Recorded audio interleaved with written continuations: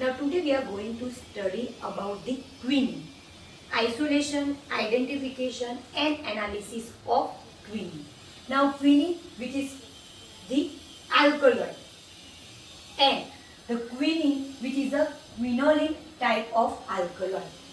Quinine, which is come in a class of quinoline. Why quinoline? Because this is a quinoline ring structure. Okay. Now quinine, which is an alkaloid, means contain nitrogen, heterocyclic ring structure, basic in nature. All alkaloids are basic in nature, so quinine is also alkaloid. It is basic in nature, and in class chemical classification, it is come into the class of quinoline type of alkaloid. Biological source, it consists of dry bark of Cinchona, Cinchona officinalis, Cinchona ledgiana, Cinchona subcerubra, Cinchona calicea. These are the different species of Cinchona. So the quinine, which is a main constituent, alkaloidal constituent, quinoline alkaloid present in Cinchona bark. Family Rubiaceae. Chemical structure. This is a chemical structure of quinine. Quinine and quinidine are the constituent, alkaloidal constituent in Cinchona. Other constituents, Cinchona, Cinchonidine.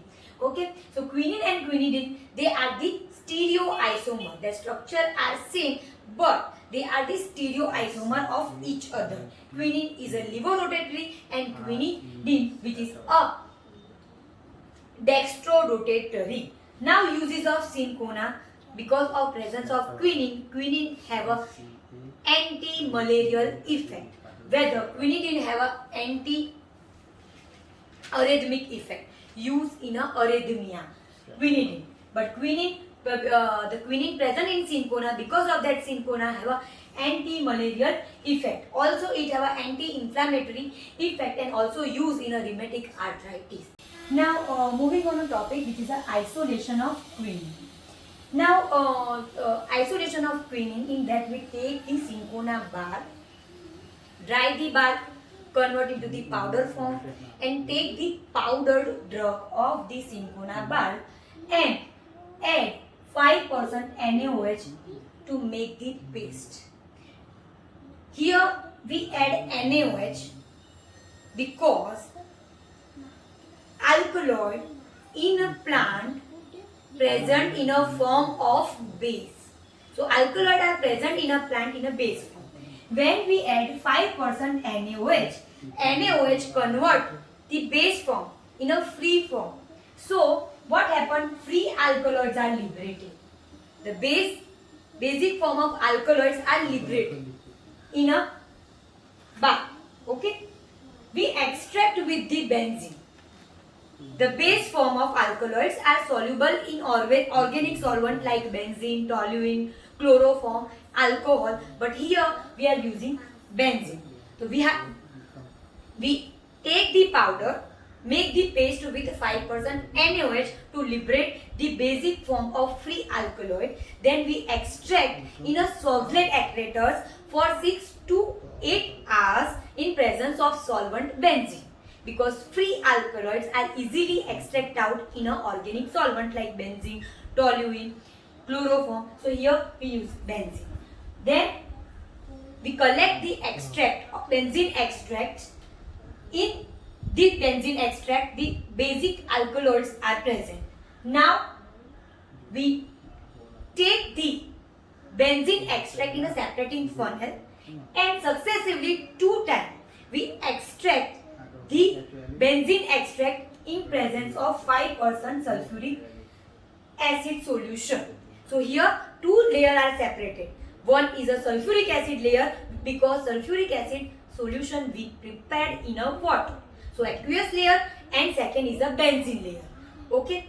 Now in a benzene, free basic alkaloids are present, but in presence of acid, sulfuric acid, the basic alkaloid base, which is converted into the salt form. So quinine in a basic form present in a benzene extract, but when we shake the benzene extract with the aqueous solution, sulfuric acid. In presence of sulfuric acid, quinine form a salt, quinine sulfate salt, and this salt are soluble in aqueous solution. So the salt, quinine sulfate salt, is soluble in aqueous solution. So we discard the benzene layer and take the aqueous layer, means the sulfuric acid layer, because sulfuric acid solution we prepare in a water by using the sulfuric acid aqueous solution. So we discard the benzene layer and take the aqueous layer. In this aqueous layer, we make it alkaline by using sodium hydroxide. So when we make the alkaline, the precipitate of quinine sulfate are precipitate out. So quinine sulfates are precipitate out. We filter it, take the precipitate of quinine sulfate, recrystallize by using hot water, and then this quinine sulfate precipitate add into the ammonia solution. So at the end we get pure quinine crystal. Okay, dry the crystal and weigh the quinine crystals to get the yield. Okay, so here the common procedure, it is a common procedure of alkaloid because alkaloids are present in a plant base form. So first we extract out the base form and then convert into the salt form, and then this salt form is precipitate out. We take that precipitate of quinine sulfate and then further by adding ammonia convert it into the quinine. So here the full isolation of the quinine. How we can isolate quinine from cinchona pulp. Identification test of quinine. Identification test is used to identify whether isolated constituent at the end is quinine or not. So by the identification test we can identify. Okay, now first test, which is the most important and identification test, specific identification test of cinchona as well as for the quinine, is Haloquin test. Only quinine is give this test, quinine alkaloid is only give this test positive. So Haloquin test, which is a specific test for cinchona as well as for the quinine. Haloquin test, in that we take the test sample, add bromine water and ammonia. Amber green color is produced because of presence of quinine. So only quinine give, if quinine is present, it give amber green color. Second is a TLC, thin layer chromatography. In this test, we take stationary phase silica gel, mobile phase diethylamine ether toluene in ratio 10, 24, 40, and spraying reagent iodoplatinate reagent. By this spraying reagent, we identify the spot of the quinine and compare with the standard. The third test, in that we take the test solution, add dilute sulfuric acid, gives blue color. And fourth, in which we take the test solution, add silver nitrate, white precipitate is produced because of the quinine. Okay, so these four tests are identification tests of quinine. Now, analysis of quinine. There are three methods by which we analyze the quinine present in a cinchona. First is the HPLC, high performance liquid chromatography. This is an isocritic method in which we make constant mobile phase. Stationary phase C18, mobile phase methanol, 1-acetonitrile, ammonia, acetone. The ratio is 45, 15 and 40. Detection by the fluorescence at 375 nanometer value.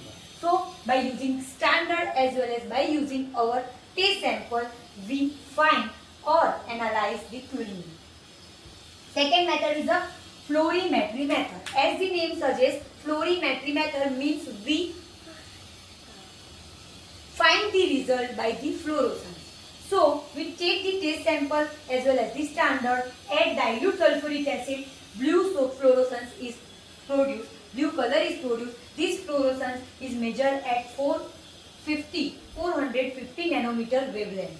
And here we use standard as well as the test and make the graph and find the concentration.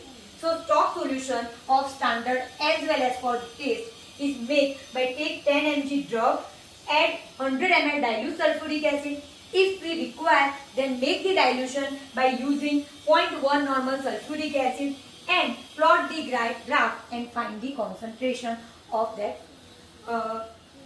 test sample with comparing the standard. Now third method, which is a non-aqueous titration. Non-aqueous titration because we use non-aqueous solution, and titration by the titrimetry method we find the or analyze our quinine. We take the drug 0.2 gram at 20 ml chloroform, 20 ml acetic anhydride and titrate with 0.1 molar perchloric acid and determine the end point by potentiometry method. So this is a three method by which we analyze quinine which is isolated and present in semicolon.